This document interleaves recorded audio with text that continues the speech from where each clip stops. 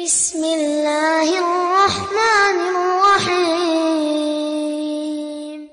Kemudian pertanyaan yang kedua, Wahabi ini gak punya masjid tapi sewa masjid di mana-mana dan mahal-mahal. Bikin acara, bayar ke masjid dan jamaahnya dikasih uang transport. Apakah Wahabi banyak uangnya? Kalau seperti itu gak perlu ditanya, itu menjadi bukti kalau mereka banyak dana. Dananya dari mana? Ya dari bos-bos mereka. Wahabi ini dananya ada yang dari Saudi Arabia. Jadi memang dana minyak di Timur Tengah itu oleh Amerika diarahkan untuk dana wahabisasi. Tujuannya untuk memecah belah dunia Islam itu. Arahnya ke sana. Kemudian juga Wahabi ini pandai pandai mencari dana dari pengusaha-pengusaha muslim yang ada di negeri kita. Banyak pengusaha-pengusaha itu yang dekat dengan Wahabi dan royal, mau memberi berapa saja itu. Royal memang. Pandai mereka cari uang. Kalau kita ini gak pandai. Paling cuma dikasih dana berapa, salam template 2 juta, 3 juta itu. Kalah sama mereka kalau urusan. Jadi mereka mengentekkan Wahabi itu adalah negara Saudi gitu. Karena mereka mengatakan Wahabi adalah pengikut Muhammad Wahab. Kita sudah punya tulisan sendiri ya, dan pernah juga kita publikasikan beberapa acara itu apa itu Wahabi. Saya punya tulisan ini, mungkin waktu yang singkat ini susah menerangkannya. Mereka mengatakan pengikut Muhammad Wahab disebut Wahabi, padahal Muhammad Wahab tidak pernah mengatakan mazhabnya Wahabi, apa Wahabi tidak ada ya, dan tuduhan-tuduhan mengatakan pengkafiran semacam itu tidak ada ya. Tapi belajar dululah agar tahu. Saya tidak mengatakan tidak ada, nanti belajarlah, baca kitab-kitab ulama itu. Kemudian sebetulnya ada 2 Wahabi itu. Memang ada dahulu di abad 200-an, abad ini ya, abad 200-an itu ada anak keluar, atau di abad 200-an itu ada memang ada aliran Wahabiyah, itu aliran Khawarij, yaitu pengikut Rustum, yaitu bin Abdul Wahab. Rustum bin Abdul Wahab namanya kelompok Wahabiyah. Nah, nama inilah yang mereka sematkan kebetul sama nama ayahnya dengan sama Muhammad Wahab.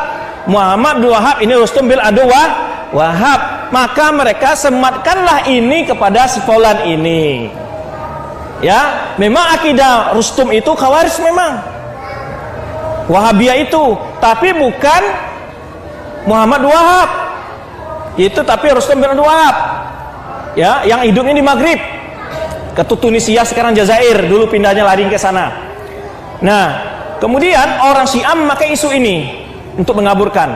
Memang ada fatwa-fatwa ulama Malikiyah itu menyelesaikan Wahabiyah. Wahabiyah itu bukan Wahabi pengikut Muhammad Wahab yang di pengertian oleh orang Syiah, tapi Wahabi yang tadi pengikut Rustum bin Abdul Wahab. Karena fatwa-fatwa itu yaitu di abad 700-an, 600-an. Sedangkan Muhammad Wahab kapan lahir? Yaitu pada abad ke-12. Masa orang bawa alirannya belum lahir fatwa sudah ada? Kan nggak mungkin. Kan fatwa itu lahir karena ada alirannya dulu kan.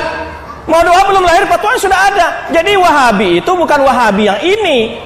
Nah, yang dituduhkan oleh orang Syiah bahwa pengikut Muhammad Wahab, itulah cara kronologi yang mereka pakai. Nah, Salafi Wahabi ini mereka menamakan seperti itu ya, tapi nggak ada Salafi Wahabi, ada Imam Salafi atau Wahabi. Dulu kata-kata Wahabi diberikan kepada Muhammadiyah. Kan gitu ya. Sekarang berpindah lagi para orang-orang Salafi dan lainnya. Salafi Wahabi itu nama yang mereka tujukan kepada orang-orang yang anti, dan lalu mereka gambarkan Salafi Wahabi itu sebagai aliran sesat, aliran kelas, aliran begini begitu. Untuk bapak-bapak ketahui, cukup saja dengarkan kajian-kajian ustadz yang dituduh Salafi Wahabi itu, tulisan-tulisannya, ceramah-ceramahnya, benar nggak mereka seperti itu? Itu aja. Kita tidak bisa mengatakan tidak seperti itu, ya dengarkan saja. Kan begitu maksudnya kita. Karena itu hanya tuduhan-tuduhan bohong yang sengaja propaganda oleh Syiah. Ya. Adapun orang yang dikatakan Salafi itu orang yang mengikuti sahabat, itu Salafi namanya. Karena salaf itu sahabat, tabi'in, tabi'in. Dalam hadis yang disebutkan oleh Rasulullah SAW, khairun nasi qarni, thumma alladhina yalunahum, thumma alladhina yalunahum. Sebaik-baik umat sebaik-baik orang manusia kata Rasulullah adalah zamanku. Siapa di zaman Rasulullah? Adalah sahabat. Kemudian generasi berikutnya tabi'in, kemudian generasi berikut tabi'in. Inilah generasi yang dipuji oleh Rasulullah SAW. Inilah yang dikatakan ulama salaf. Nah, orang yang mengikuti 3 generasi ini dalam pemahaman, pengamalan, akidah, dakwah, akhlak semuanya, disebutlah mereka itu nisbah sebagai salafi. Tapi pun tidak bergelar salafi bukan berarti tidak ahlussunnah. Ya, itu penamaan kepada orang yang mengikuti manhaj mereka dalam beribadah, berakidah. Walaupun tidak pakai nama ini tidak masalah, yang penting akidah benar. Tidak bernama Wahabi tidak masalah, ya kan? Tapi kalau salah Wahabi itu begini-begini. Nah, kita butuh mana buktinya? Di buku mana ada kata-kata seperti itu? Di mana kamu dengar? Nah, itu. Jadi karena memang sekarang ini mereka memakai skenario itu kata-kata Wahabi Salafi yang sengaja mereka putar balikan faktanya. Bapak apa sendiri yang sudah pergi haji, lihatlah Saudi itu gimana orangnya? Hah? Tidak ada negara yang paling banyak membantu dunia Islam seluruhnya kecuali Saudi. Bapak aja Al-Quran dikasih semua yang pergi haji itu. Al-Quran saja, buku-buku, ya kan? Bukan bantu-bantuan. Di Indonesia Al-Quran dikorupsi, Pak. Itu setiap musim haji ratusan ribu Al-Quran, bukan Indonesia saya yang kasih itu, seluruh jemaah haji sedunia mendapat Al-Quran gratis. Buku-buku semua yang pernah haji melihat itu. Nah, bagaimana amalan ibadah mereka di sana? Betulkah mereka sebagaimana yang dituduhkan itu? Ya, bahwa apa kan pergi haji ke Madinah, Makkah, bagaimana salat mereka di sana?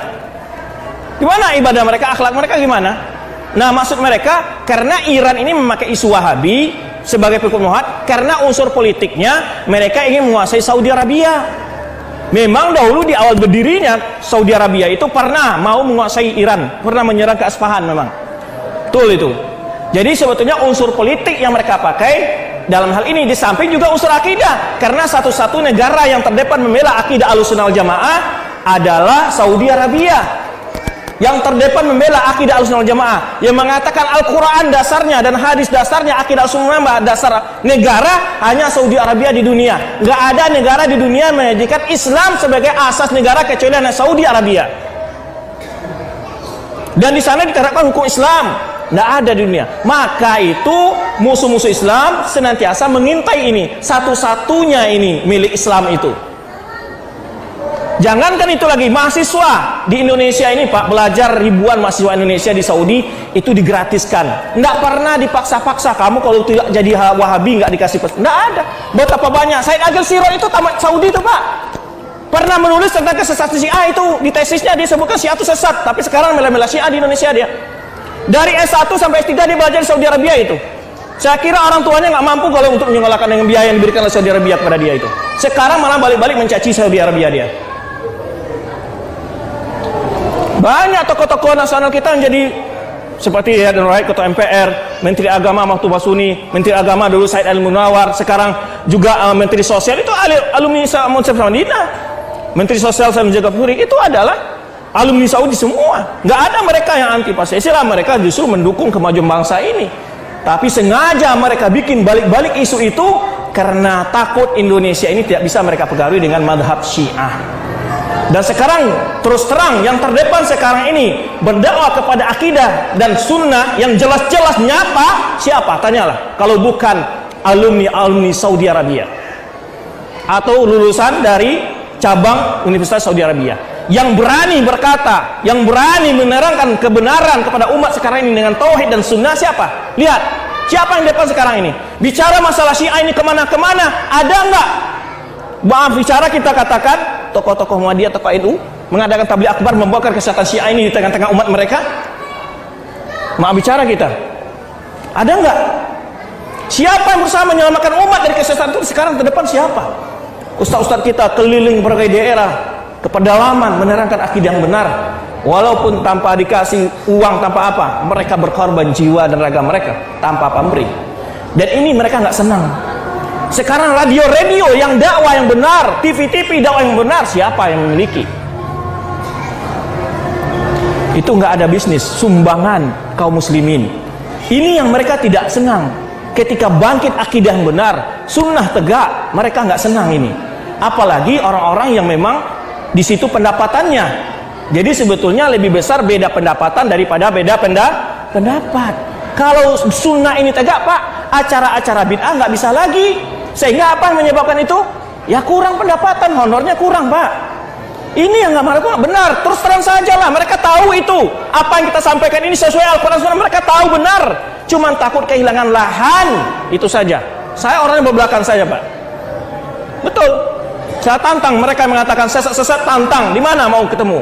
Mana mau berdebat? Kita tantang. Ya, tapi bekulnya bukan perbedaan pendapat, tapi yang mereka katakan beda pendapatan. Honornya hilang, per kapita per tahunnya turun, nanti nggak ada lagi acara maulidan, nggak ada lagi acara tahlilan. Kan lumayan Pak.